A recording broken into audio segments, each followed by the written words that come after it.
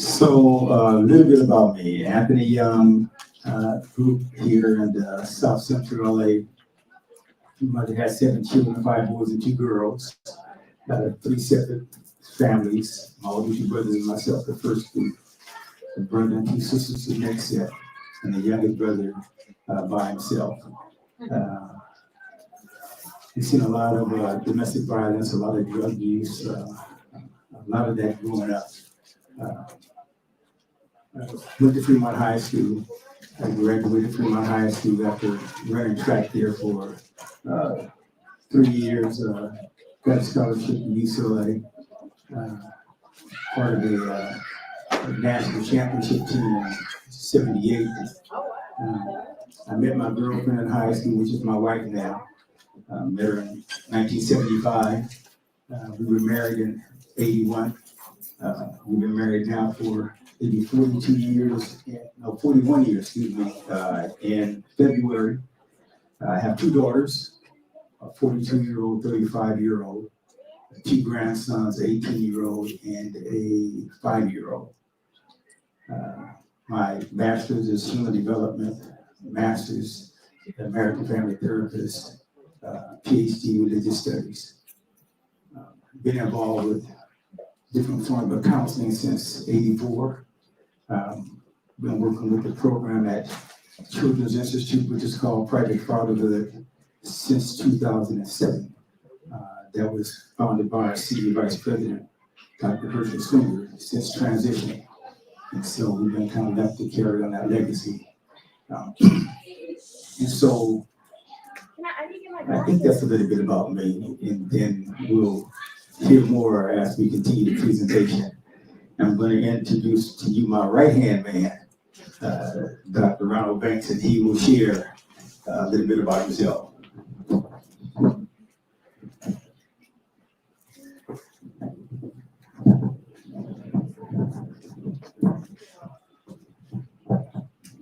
Good evening, everybody. Good evening. Thank you for having us. When I took my shoes off, I remember what my mother always told me, don't have holes in your socks when you go out of the house. And I see a big old hole in my big toe, so forgive me. I got here late today. I've been rushing all day, so I'm going to blame the socks mishap on rushing. I'm going to just give you some brief information about my background. I'm not from California, I'm from Portland, Oregon. And the longer I've done this work, the more I realize how fortunate I was growing up, because I had a mother and a father in the home. And, all families have their problems, but I think we had a pretty stable family. Moved down to California in 1979 to go to Pepperdine and get a master's degree in child psychology. From there, I went to work at a place called Optimus Youth Homes, working with boys 12 to 18 in probation facility. Eventually went back to school to get my doctorate in clinical psychology with a specialization in multicultural community psychology. And I really kind of dedicated my work to working with African Americans. I met Anthony working at Project Fatherhood at Children's Institute with Dr. Herschel Swinger, a renowned Black psychologist. He kind of taught us everything we know. So we always invoke his name. You'll hear us talk about him quite a bit. He stays on our mind, even though he passed in 2011. Some of the work that I do a lot of testing for the courts. I go to juvenile hall. Sometimes I go into county jail to on people, primarily people of color that are locked up, and their defense attorney is trying to get them a lighter sentence, or just trying to get the criminal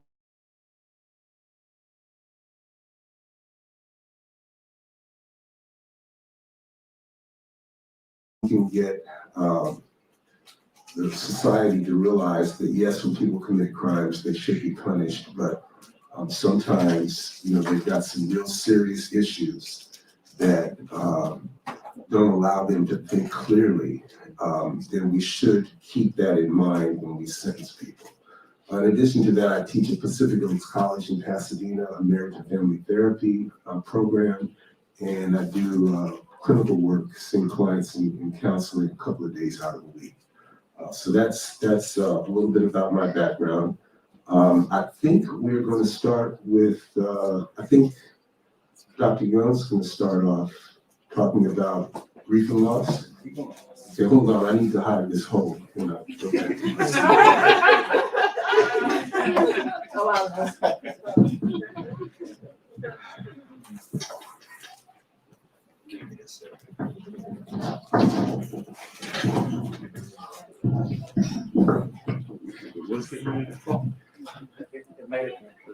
So on many occasions when we talk about this experience, we may share it from some of our personal experience.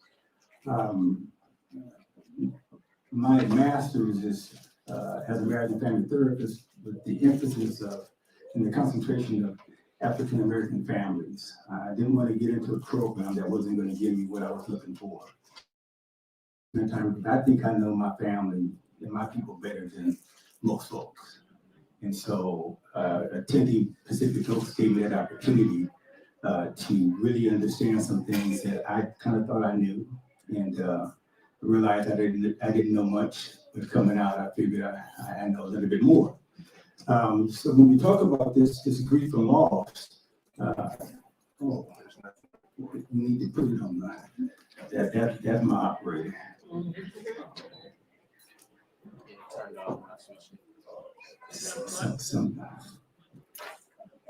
When we talk about this grief and loss, sometimes we don't, it doesn't always look the same. I forget. This might mess me up. It's like this? No. Don't worry about it. My standing. Don't worry about the stream. Worry more about your thing. All right. I'm so accustomed to moving. You get me locked in, I might fall down standing up. I'm all right now. Okay. So when we think about this grief and loss, it says, what does grief and loss do to a person? And first, it says it batters the immune system. Being depleted and vulnerable to infections, and most of us are not aware of that at all. The heartbreaks of grief can increase blood pressure and the risk of blood clots. Intense grief can alter the heart muscle so much that it causes what we call broken heart syndrome, a form that heart disease with the same symptoms as a heart attack. And just off the screen, sometimes it impacts us in a way that others may identify it quicker than you realize that you're going through it. And so I'll give you an example. My sister, one of my sisters, I said that there was 7 of us, 2 girls and 5 boys. My sister is younger than me, but she was the oldest girl.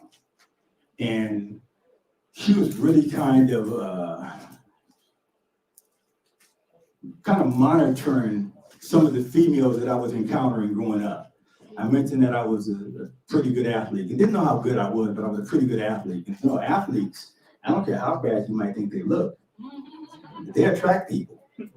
Okay, and so I had the opportunity to attract some folks, and my daughter, my sister, was kind of being aware of that, and she would say, Anthony, that was not good for you. Anthony, that was good for you.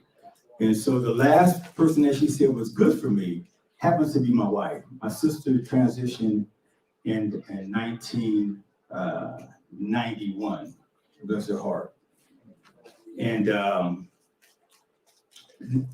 I didn't realize the impact that she had on me until my wife brought it to my attention. My sister's name is Linda. My oldest daughter's name is Antonesia.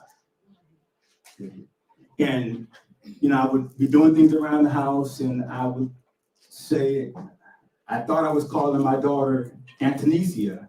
And she says, I just want to bring it to your attention. Every time you call Antonesia, you saying Linda.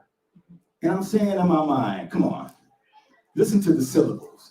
Antonesia. You think I would recognize Antonesia and Linda?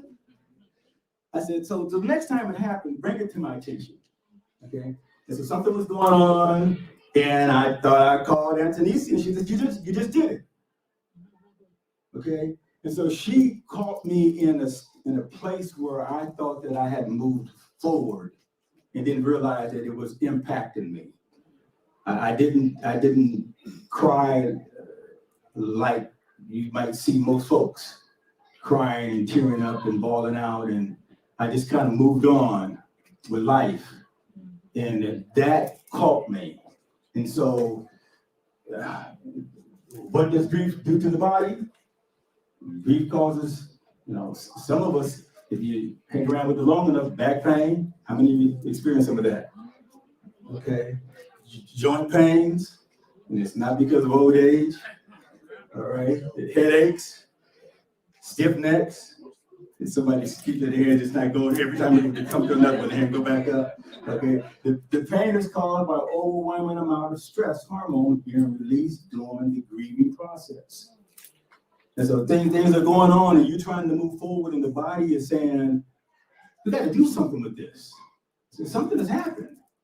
And we like to go on with life, and sometimes it's just the body says, okay, I'll bring it to your attention and let you know that something's going on. Look at the side effects of losing a loved one. And this is just a small thing. Symptoms are similar to those of a heart attack, chest pains, and shortness of breath.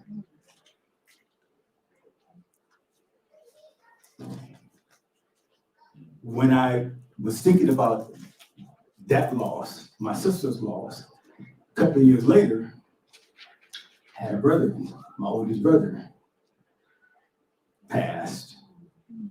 And he was like the protector. As I said, there was 3 counts. My oldest brother was kind of the protector of his siblings. And I always wanted to be like my brother. He was a great football player. He was very fast, and he was good with his hands. You talking about put him up? You heard Dr. Banks last week. 2 weeks ago. He said, man, he just had to fight his way through things. That's how my brother was. Okay, and you wanted to get it down with him back in the day. You had to know how to do that. And so I never forget when my brother was playing football, and I finally got into junior high school and walked on the campus. They asked me, "Did you play as good as your brother?"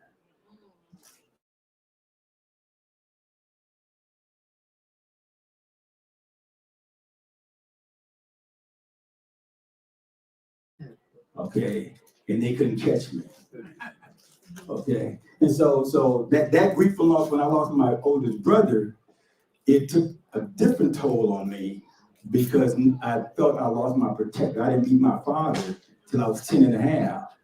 And so my older brother was protecting and kind of doing things for us, And so this grief and loss, it really talks about women are more likely than men to experience depression. Some study shows that 1/3 of women will experience a major depressive episode in their lifetime. Think about that. Okay, grief and loss. Some of the goals that when we're meeting with some of our clients, we want to begin a healthy grieving process around the loss. Sometime, as someone said on one of these, get over it.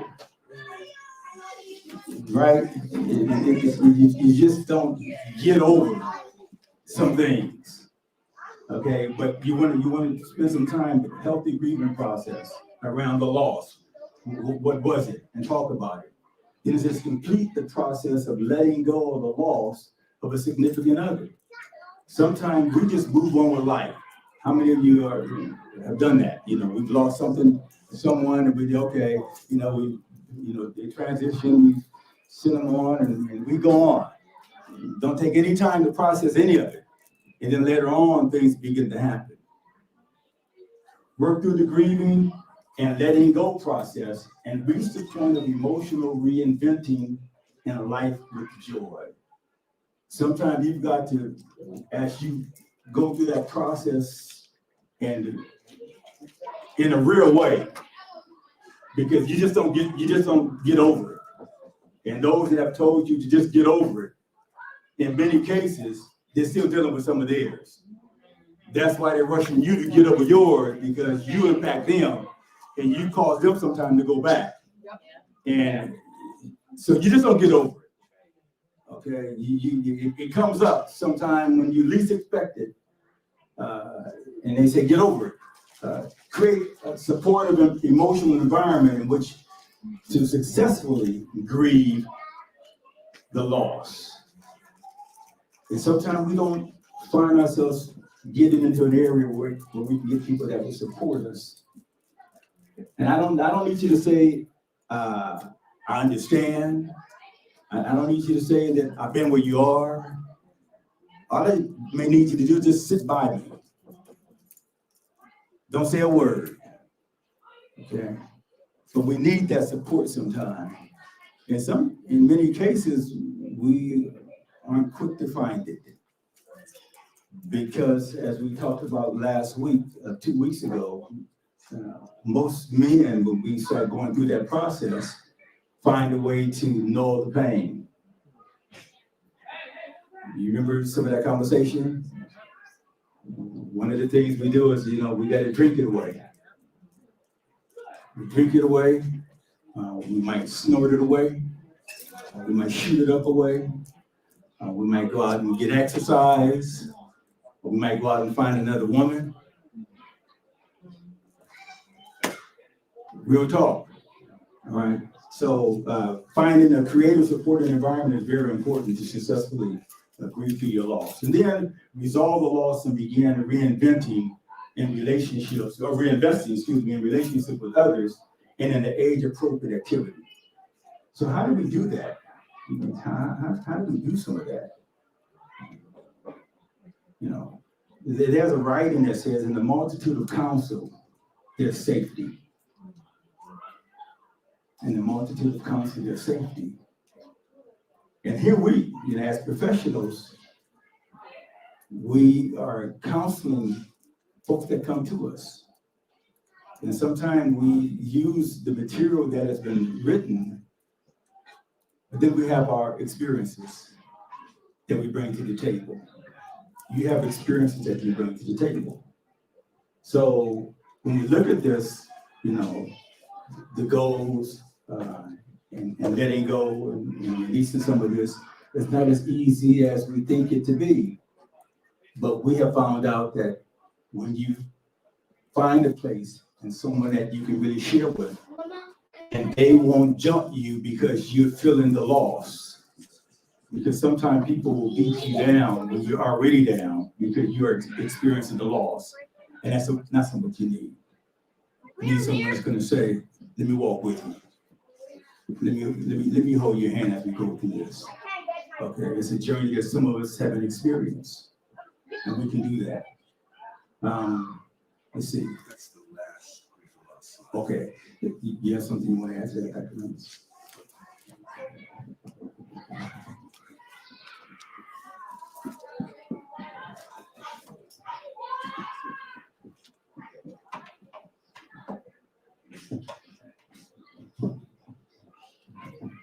I just wanted to add a couple of points to grief and loss. When we're talking about the pandemic, everybody knows how heavy the pandemic was, and as we move out of the pandemic, it felt like we were moving out of the pandemic, but now we've got all these new strains of the virus. So do we ever really move out? But I want us to think about, because the overall topic is, what do we do to help our kids or our families get through the post-pandemic? So with the vaccines, hopefully, everybody's getting vaccines and so forth, and people will be healthier. But let's talk about some of the grief and loss people suffered during the pandemic, and how do we rebound or become resilient for that? So, of course, people died. I had people in my family that died from the pandemic, and almost everybody I know has a close relative or friend or knows of someone who passed during the pandemic. But let's talk about other types of losses during the pandemic and how those things can carry through and continue to plague us. What kind of things, and I want to hear from all of you, what kind of things do you think your kids lost during the pandemic? What were some of their losses? Friends, being socially involved, being able to play with your friends, to be able to go out on dates, to be able to just go hang out with your friends. Excuse me? Connections, right. And that really hurt a lot of kids. It changed their personality. A lot of them became very withdrawn. They isolated themselves, especially if they were older children. The younger children became more clingy. And as I mentioned the last time I was here, and some of you could, I think you could relate to it with your own kids or maybe nieces, nephews or whatnot. Some kids were afraid to go back to school because they had lost the ability, or at least they thought they lost the ability to be able to communicate with their friends. So kids lost a lot. Kids that were getting ready to graduate from high school maybe didn't get to go to their prom. Maybe it's one of those drive-by proms, not the same, but at least it was something. So there were a number of things that were lost. So how do we help our kids rebound from this? I think, first of all, I think it's important to look at to expound a little bit more on what Dr. Young was talking about. I think we need to look at grief and loss and the stages that people go through. So I think there's a lot of myths about the stages that people go through. A person by the name of Kubler-Ross came up with the 5 stages of grief, and some of you may be familiar with this. But the first stage of grief is denial or disbelief. You can't believe that person passed. It's a shock to your system. And some people never get beyond that. But that's the first stage, denial or disbelief. The second stage is anger. You might be angry at that person for leaving you. You might be angry at someone who you think was responsible for that person's death, whether they were or not. You might be responsible to the Almighty, to whomever you look to as your God. You might be angry at that. If there truly is a God, why would this person be taken from me like this? So anger is real. Then there's bargaining. That's when you start to try to make sense of it all. And I can certainly relate to doing some bargaining myself. I didn't have any I didn't have any cousins or uncles who died during COVID, but I had 3 aunts and uncles that died during the last year, during 2020. And they say that they weren't related to COVID, but I'm not so sure because at least one of my uncles refused to wear a mask, and all of his grandchildren and a lot of kids in the family were around him without masks. And he was close to 90. So I'm thinking that maybe he died of COVID. And I was a little bit upset with them, but then I started doing some bargaining. Well, if he's not wearing a mask and they're little kids, that's giving them the impression that they don't have to wear it. So I can't blame the kids. So I started to make sense of it. Then the 4th stage is depression. Dr. Young has talked about depression. And finally, hopefully we can come to acceptance. It still hurts. We still may occasionally cry or have some sad days, but it's not like we're walking on a treadmill not getting anywhere. We can continue to move forward. Now, here's the myth. There's a myth in some circles that is very static. You just go from one stage to the next.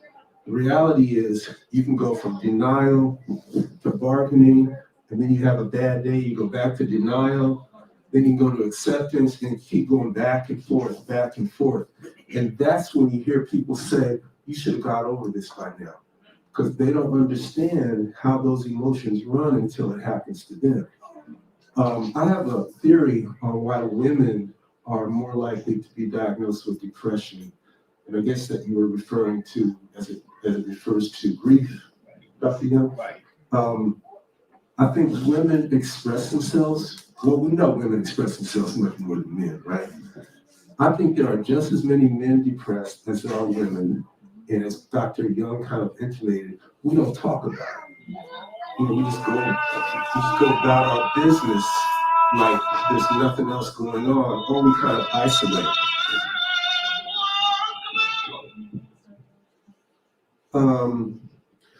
So how do we help our kids? I think one of the things we can do is we talked about rituals earlier. If you develop some rituals during the pandemic, maybe you keep those rituals going. Like my wife grew up in Oakland, and she has 4 girlfriends from the 3rd grade from Oakland. And every year they go on a trip. They go on a 3-day weekend trip to some city, and they just hang together. They've been doing this for, it's gonna give away her age. They've been doing this for about 50 years, right? But now during the pandemic, they every Friday, coming up tomorrow, they're gonna spend an hour and a half on Zoom. You know, that's how they're regaining their connection. How many of you started using Zoom to communicate with your family? Yeah. And I think Zoom is here to stay. Oh, yeah. I think it's here to stay, but it's a great way to connect. I knew some parents who would not allow their kids to connect on Zoom with their friends because maybe they hadn't done a chore. And I would tell parents that's probably not the punishment or discipline you want to give them during this time, because that connection is important. Let's think of something else that you can do. So continuing rituals is very, very important. Someone mentioned not letting them go to school if they're not feeling bad. So if they're not feeling good, so they may not have a cold or anything like that, but if they're just down in the dumps and just don't feel good, let them stay home, maybe spend the day with them. But we've got to come up with new ideas and new ways to connect and make sure our kids are going to be okay. We want to make sure that kids, and I don't know, Dr. Young, I don't know if this is getting into another area that we're not ready to get into yet. What's the next topic? Family turmoil. Family turmoil? Is that me? It's both. Okay. So let's talk about family turmoil. All right. And when we talk about family turmoil, I don't think I need to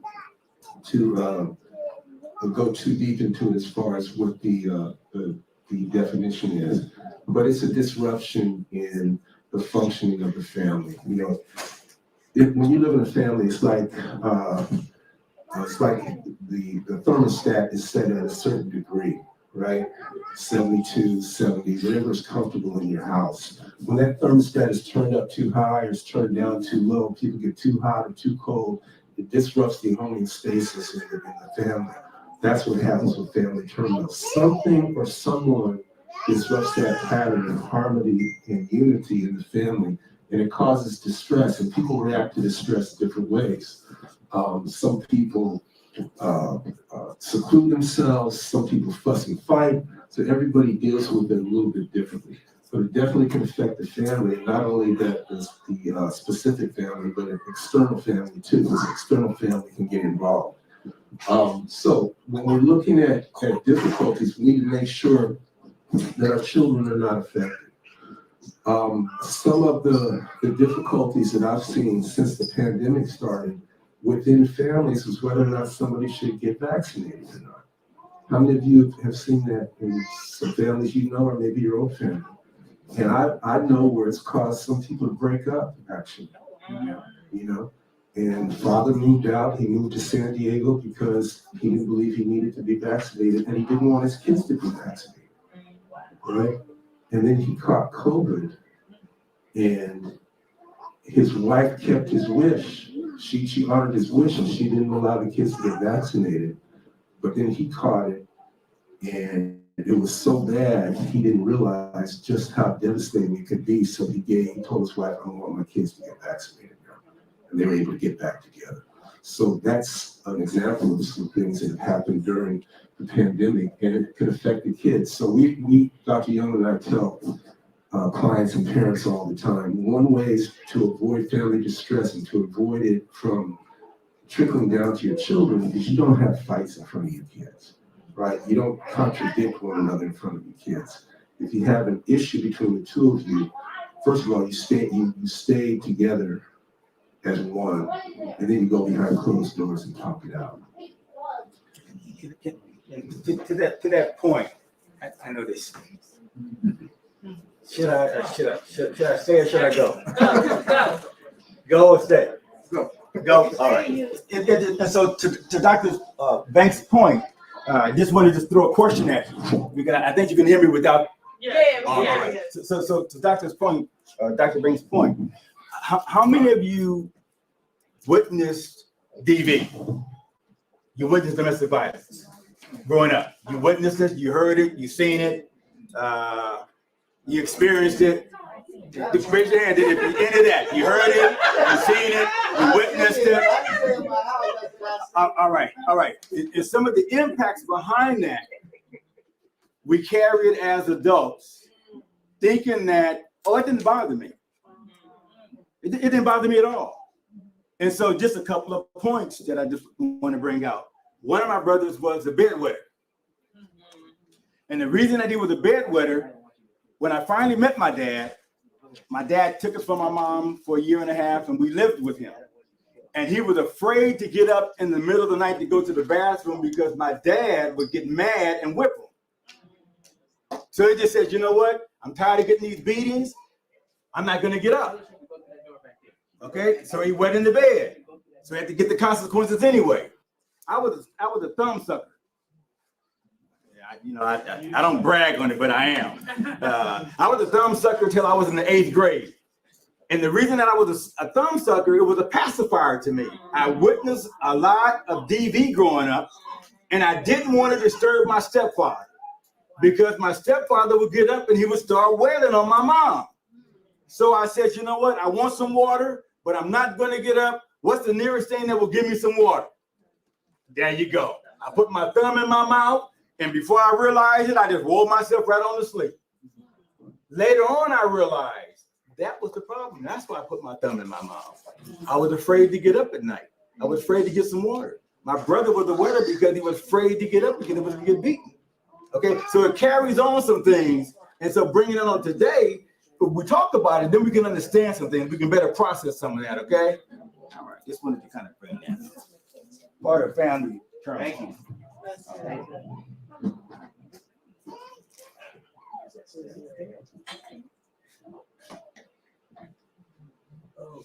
You know what, one more thing to add to that, Dr. Young.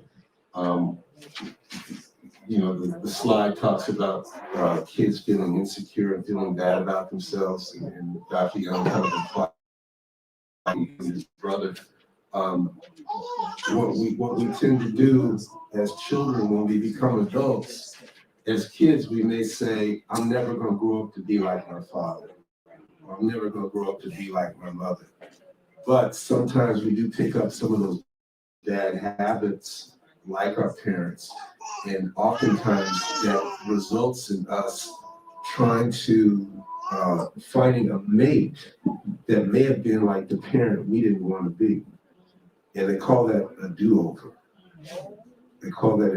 We had a client in Project Fatherhood who this guy was one of the hardest gangbangers you could ever find. He was in his 30s. I don't know if you remember him, Dr. Young. Intelligent dude, a single father taking care of his 3 boys. His wife and the mother of his children had walked out on him. Well, when he was growing up, he grew up with 4 brothers. His mother had gotten into an affair and walked out on him, his siblings, and his father. So through the therapy in Project Fatherhood with Dr. Young and ourselves, he realized that he had chosen a wife that was very much like his mother unconsciously because he was trying to do over. He was going to make sure he could right the wrong this time around. So when we model behavior for our kids through anger, lashing out, whatever it is, belittling them, we can really be setting them up for failure when they become adults. So that's something to think about. And I think during the pandemic, some of that has happened as well.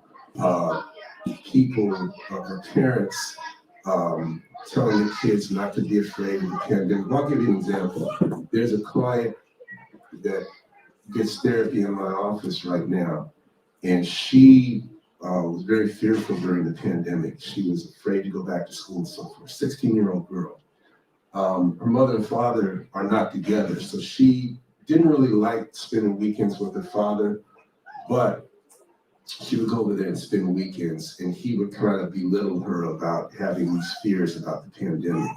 Well, one night, there's a group home a block or two away from their house, and one night she was sleeping in bed, and one of the young teenagers at the group home broke through her window and tried to sexually assault her while she was sleeping at night, and she screamed, and her father rushed in the room. The guy was able to escape, but they ended up arresting him. And what we were trying to tell the father was, your daughter was really afraid to leave the house during the pandemic and post-pandemic. So in coming to your house was triggering for her already, because you guys already had a difficult relationship. And going from her mom's house where she felt secure to her dad's house triggered some of those emotions, those negative emotions that she had with the pandemic. We encouraged him, if she has to come to your house, you either need to give her a brand new bedroom, or you need to change everything in that bedroom. Get her a new bed, change the sheets, do something, so she doesn't have to come back and remember this thing. This happened in March, and he hasn't done any of that because he called her a weird, she said he called her a weirdo the other day because she said she was afraid to sleep in the bed. So stuff that happens during the pandemic, as parents, we need to maintain a sense of control so our kids feel safe, but we also need to help them have a sense of control as well. That's kind of an extreme example, but it kind of was related and connected to her emotional issues that she suffered during the pandemic. And so you see all the values that we should be teaching our children. I don't think we need to say too much about that. I always tell my family members families that I work with, if you have people in your family that are stressful to you, you can love them from afar. You don't have to invite them into your house often if you don't have to. You can love them from afar.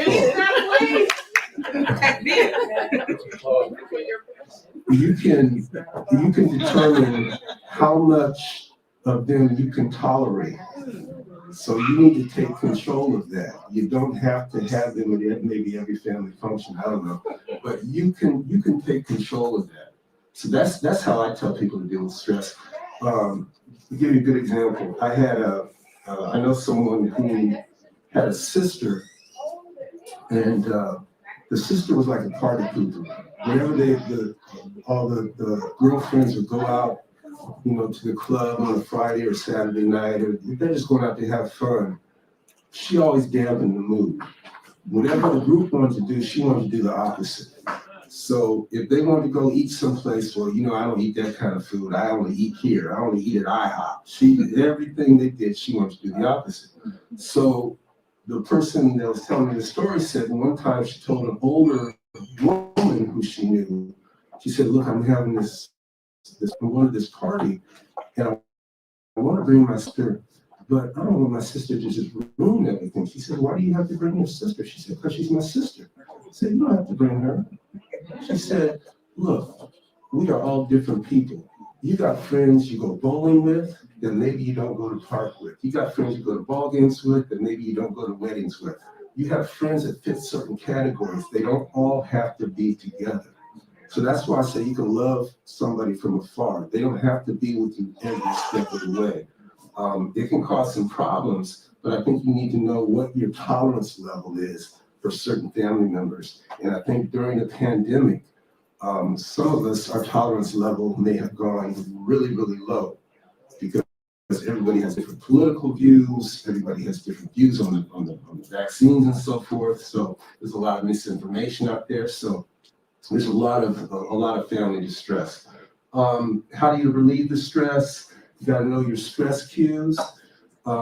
We tell clients there's a mind-body connection. So we tell clients to pay attention to what your body's telling you. Your body talks to you. So we tell clients, if you know I know when I was growing up, I had a terrible temper. I had one of the worst tempers of all time.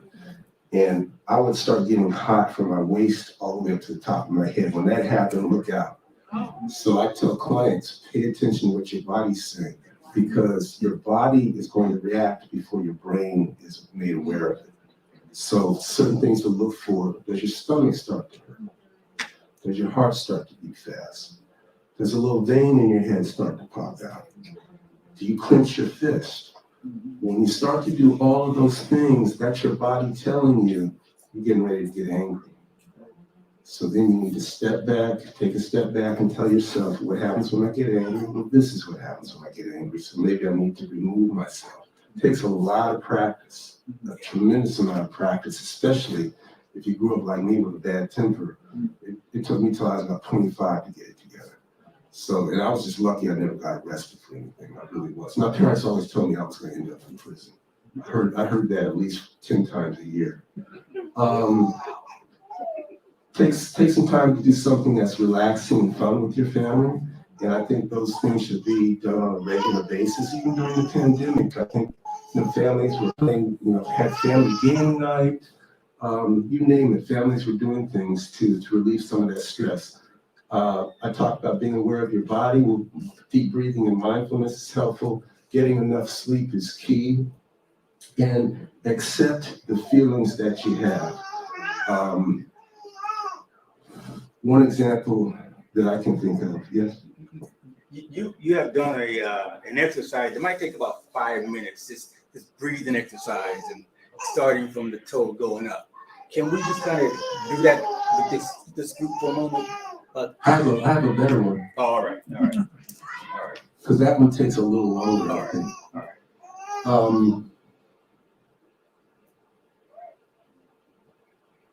Okay, so this breathing exercise, it's very simple. I call it 4-7-8. So what you do is you inhale for a count of 4, you hold your breath for a count of 7, and you exhale through your mouth for a count of 8.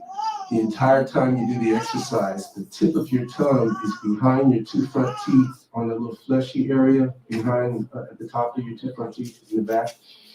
And you hold that tip of your tongue there the entire time. You go through 4 sets of this, right?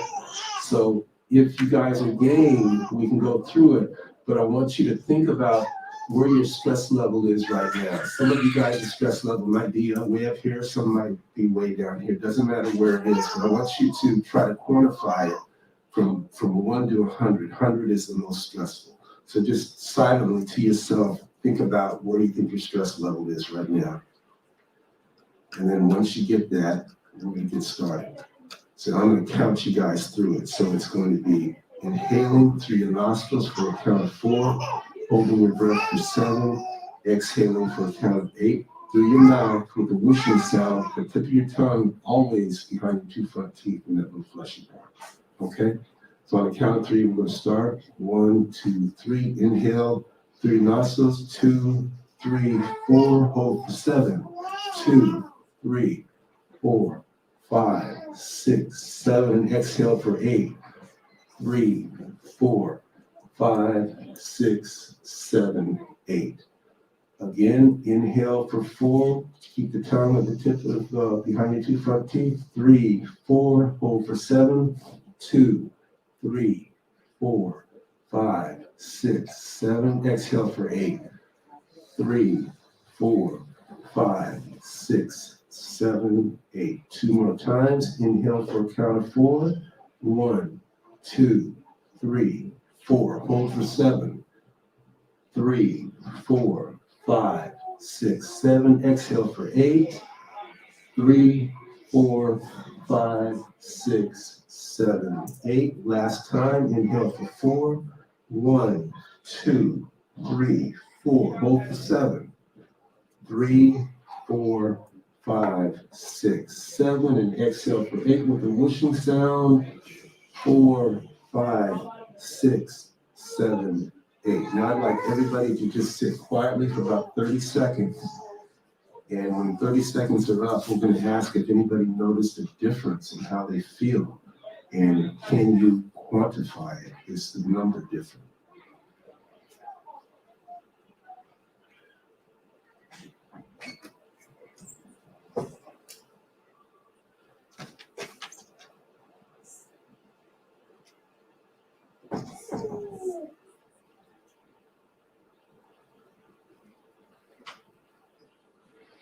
Okay, how's everybody feeling? Wonderful. Can anybody describe what it feels like? Light. Did your number go up or down?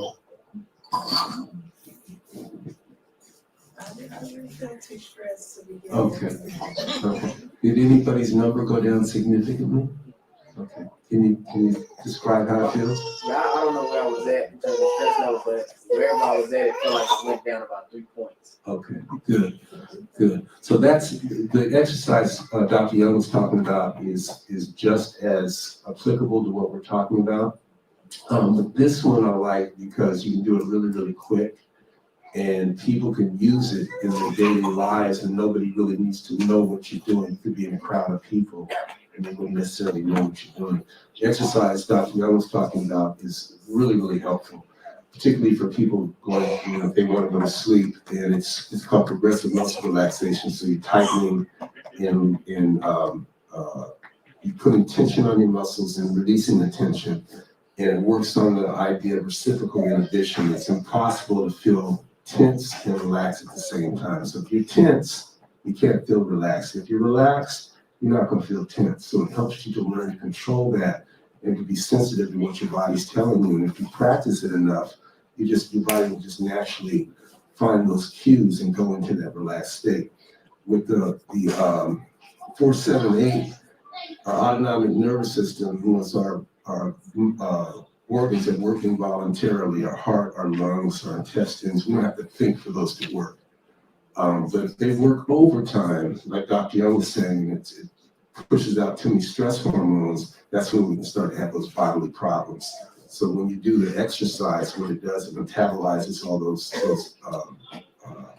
hormones, and it activates what we call the parasympathetic nervous system, and it just slows everything down. So that's what you guys felt, everything was just slowing down. When we talk about, there was something up there about accepting your feelings and your emotions. Sometimes it's really hard to accept our feelings and emotions. And I'm talking about negative feelings or emotions. And we try so hard to get away from it that we can just keep spiraling into it, right? The more you think about it, the more it happens.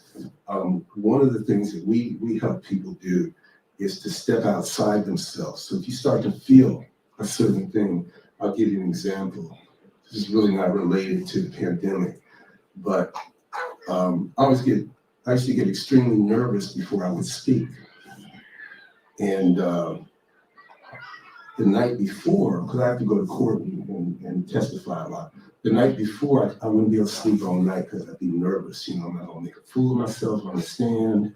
If I don't do well, it's going to reflect on Black people. They're going to say, see, Black people shouldn't have positions like this. So I really sent myself through a very emotional time. But what I learned was to step outside of it. So what I would do at night is say, first of all, I need to accept that I get nervous when I do public speaking. This is just going to happen. I can't control that. However, I always over-prepare. So I rationalized it. I said, I always over-prepare. I always have more material than what I need. And people usually come up to me, regardless of how I say how well I think I did, people will generally congratulate me. So I must be doing okay. So I had to learn to accept the feelings that I had, those negative feelings, they're going to come. So I would allow myself to feel them for just a few minutes. And then I'd say, okay, cut it off, rationalize it, you do these other things and make up for it. And I started sleeping at night.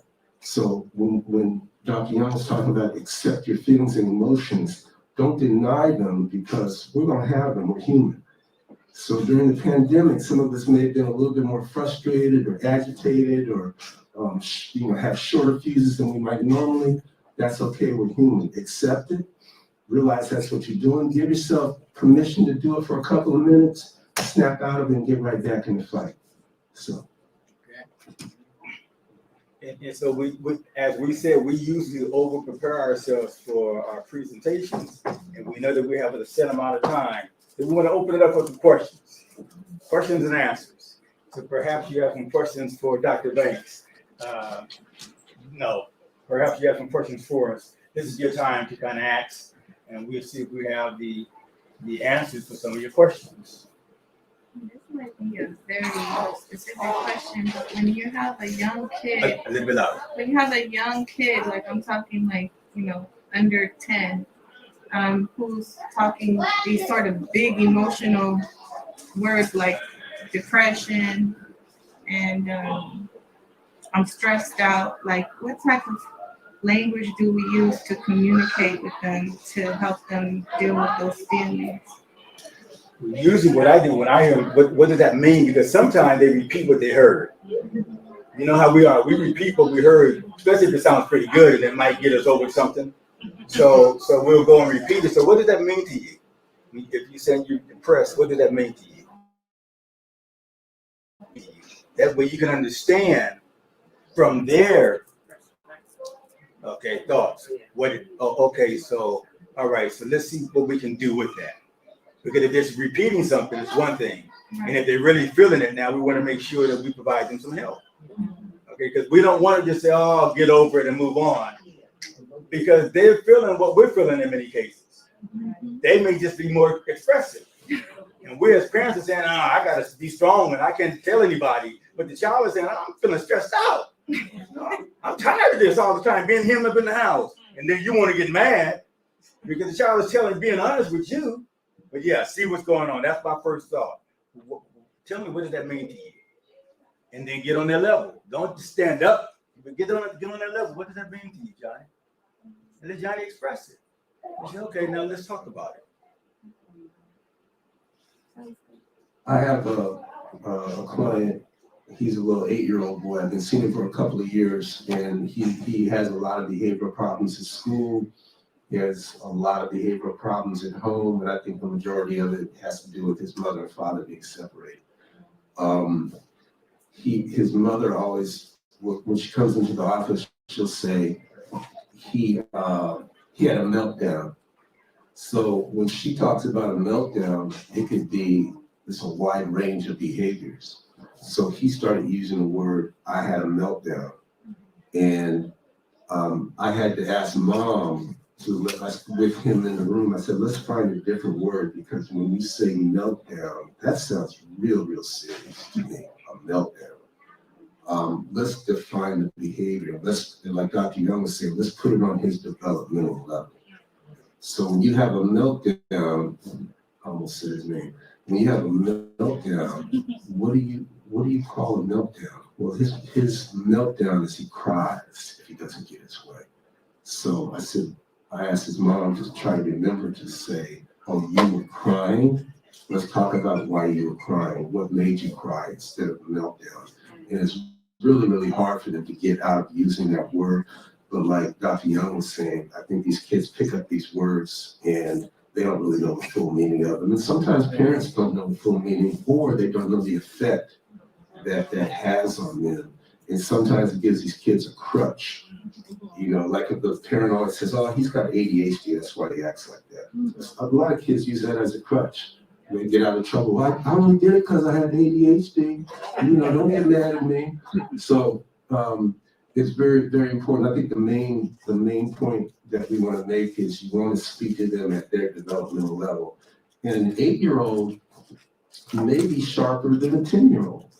So you might be able to use different language with a child that's younger, or a less developed language for a child that's older. It depends on, you have to know your child. I think last time Dr. Young talked about knowing the cues of your child. So it's about knowing your child really well.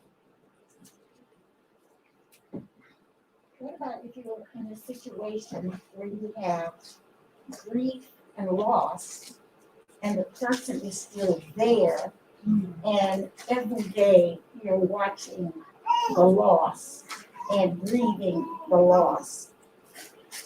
Can you add some more to that?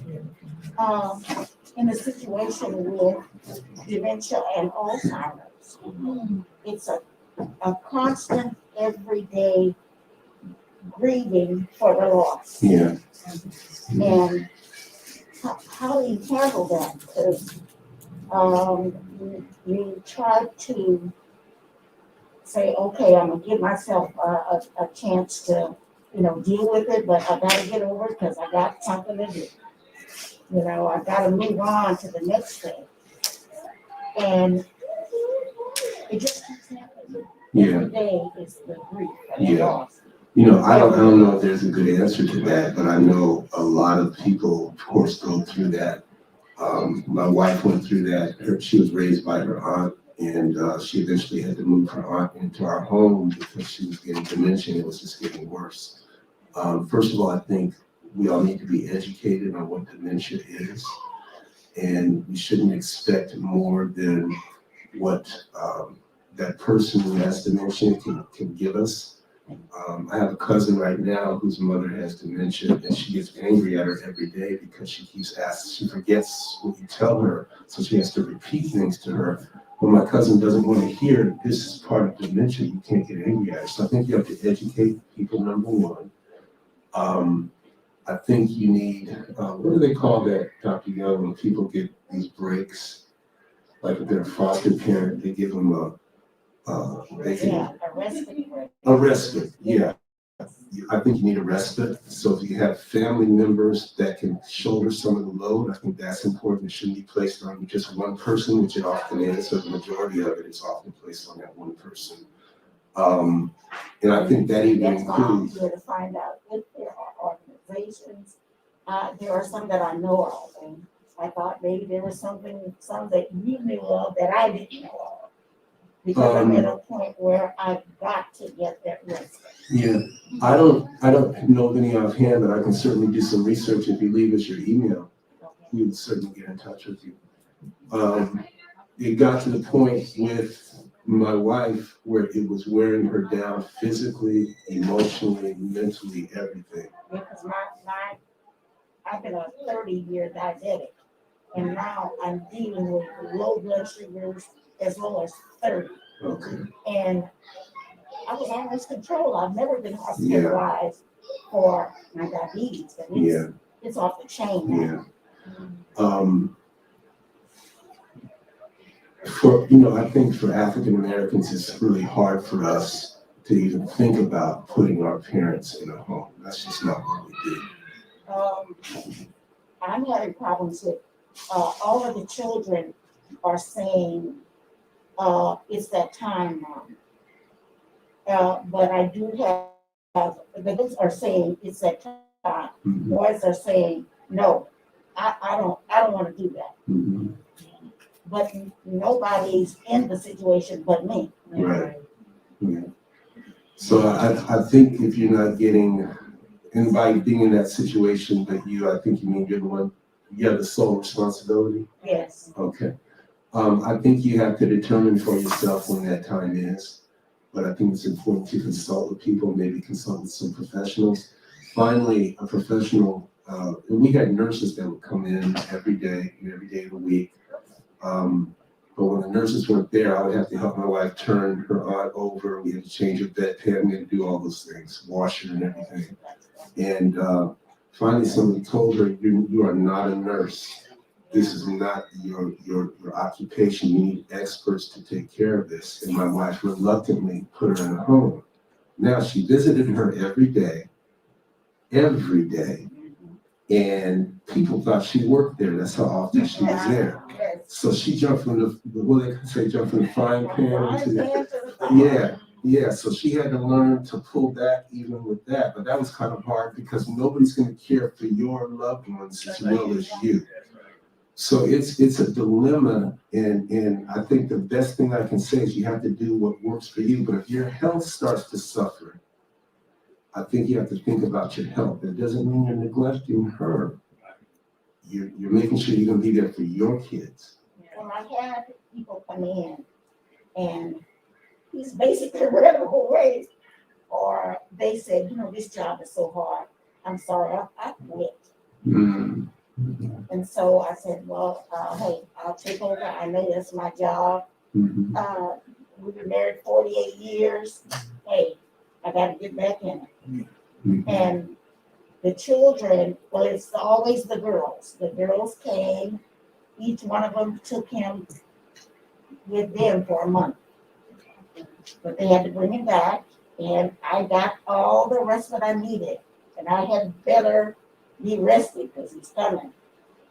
And the youngest one came into the house and took care of him there. Okay, because of shortness of time, I think there's another question over here. But I think to Dr.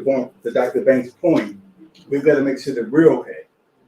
Because while we're taking care of the person that we believe needs the help, we're hurting ourselves. And to his point, we're not the professionals. Okay, let's get some professional help, and then we can kind of get ourselves together. All right? Yes, your question. I wanted to just add a little bit to what she's going through. I'm a certified medical assistant and also caregiver in PCA, and I've been working with the person that experienced Alzheimer's. At the Kaiser, they give classes to assist people like in your situation. I take Kaiser gives classes. Also, the pattern of sleep on this type of problem changes. So it's good what they say that leave it to the professionals and those that we are trying to help because and these people also through their sleep they have nightmares or they see things that they're not and it's hard. But I just wanted to share they have classes at Kaiser. Do you have to be? I'm a Kaiser patient, but I think the signs also by probably regular people. So I don't know due to maybe you have to be in the Kaiser system to go to these classes or to go to their support groups. Mm-hmm. And then you gotta find time for the support group. Yes. And my question was, if you don't mind, go back to the page. I was writing down the previous page, and I heard the psychologist mention that he gave when he was going stress, and I took the 12 steps, not because of me being addicted, but because of the not in substances, the relation, emotional addiction. And you mentioned the first and second step, give it to the Almighty.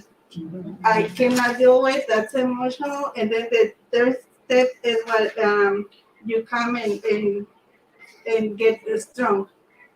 But my other question is when people start reading, like in churches that they yell and chant, or these calls, or these mindfulness groups, or successful teams, people are so under pressure and end up with hyperventilation. What will be the technique to help to bring down the hyperventilation that affects? So how to stop hyperventilating? Yes, because I know it's happening, and it's like the other pandemic. Everybody wants to be successful. It's the stress that is causing all this propaganda. Okay. Did you want to answer that? Hyperventilating? Yeah. Well,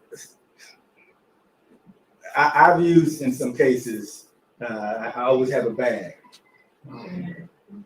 A paper bag? Yeah, a brown paper bag. yeah. And I'll ask them to just breathe in slowly. And most of the time when we breathe just the opposite of the way a baby breathes. You notice that. When the baby breathes, their stomach protrude out. Yes. They get in air. Most of us as adults, when we breathe in, we're tucking our diaphragm is coming in. Yes. And then we're trying to figure out what's going on here. But the baby breathes right. Look at the baby. Okay. And so you're teaching them, okay, we want to slow down what's going on. Okay. So as you're breathing, I want this stomach to protrude out and hold it. And then breathe in. Breathe out through your nose. Okay. So helping to control that breathing is very important because that's what's going to slow down. Whatever you have to say, slow down. And I model it for them. Slow down. Let it be okay. Take your time. We'll get through this. And I think what happens, I think it's you're releasing too much carbon dioxide, and so blowing it in the bag and bringing it and inhaling brings it back into your system. So that's the purpose of the bag, and as he was saying, maybe having someone to kind of walk you through it. There's another technique that you can use. It's called a grounding technique, and I'll just give you a quick example. One of my clients is he was in Afghanistan, and he saw some horrible things over there, and he's haunted by it quite a bit. And one of the things that is haunting him is while he was there, a plane with troops went down, and the guys in his unit were responsible to pull the bodies out of the plane after it crashed. And the plane was on fire, and they had to go in there with the smoke and everything, pull the bodies out. And some of them died. Well, he blames himself for several of those people who died, because he said, if I'd have been working faster, I could have pulled these bodies out and they wouldn't have died. So occasionally when he gets on a plane, he starts to hyperventilate. So he and his wife went to Vegas a few months ago, and he started hyperventilating as the plane was getting ready to taxi. And his wife was familiar with the grounding technique. So the grounding technique is really just bringing you back to earth. So you use all 5 senses. So you start with say your eyes. So it's nice if there's a person there with you, but if not, you can say, okay, let me look at 5 things in this room or in this plane, and you name those 5 things that you see either out loud or silently. Then you go to say touch. You touch 4 things and you call them out. My foot is touching the carpet. My hand is touching the lectern. My fingers are touching the paper. Then you go to 3. What 3 things do I smell? Whatever that may be. What things do I hear? You go to 2 things. I can hear the sound of the plane. I can hear my wife breathing next to me. And then finally, number 1, it would be taste. Maybe you're not tasting anything, so that's okay. But you start from 5 in descending order. And it's amazing how quickly you'll be brought back under control, and that heavy breathing stops. So it's a real simple exercise, and you wouldn't think it would be as effective as that, but I've seen it work. Have you had the opportunity to see that, Dr. Young? Okay. I have one more question I seen in the back. No. Oh, well, that's I was Sue. gonna Yours mention and- that. I was gonna say that to her, but he said it, so that's good. Oh, did you want to add anything to it? No, the one that I was saying was 5 things you could hear, 5 things you could see, 5 things you could feel.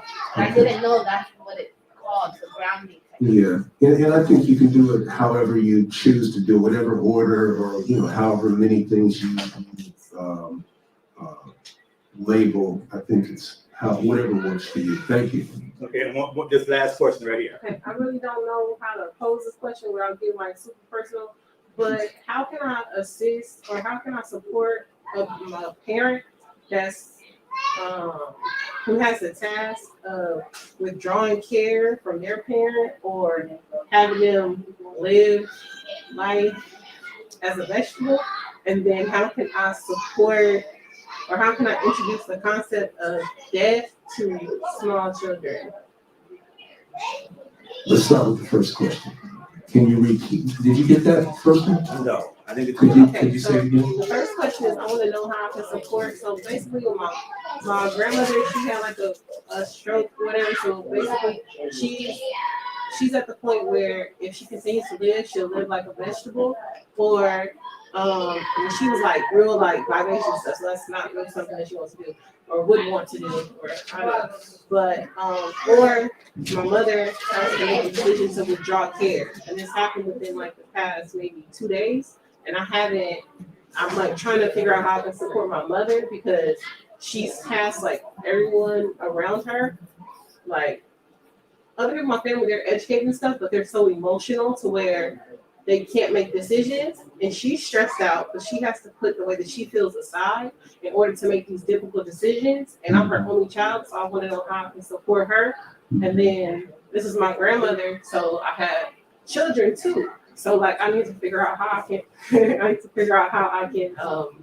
like introduce death or introduce, because I haven't told my children yet. So I have an idea my oldest knows, but like how can I introduce this huge concept to small children?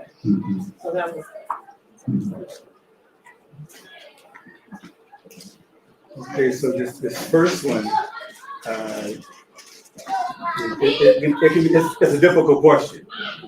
It's a difficult question because you're dealing with a loved one. And you know, and mom know what grandmother would want in this process. We're trying to figure it out now. I think for me, I would have to ask, how does mama feel? Let's talk with her to walk through this process, because she's the one that's ultimately going to say, okay, yeah, or nay. I think anytime you're dealing with children, it's age appropriateness. Your 12-year-old might be able to handle something. Your 10-year-old may not be able to handle it at all. So age appropriateness is going, and then your 10-year-old may be able to handle it, and your 12-year-old may not be able to handle it. So it's all age appropriate. You know. So I was like gonna just wait until it got closer to the time of the funeral to like introduce the concept to them, rather than just say, "Oh, your grandmother died," and then they like cry for this long period of time and then to the funeral. But I think that would be kind of traumatic too, to see her body.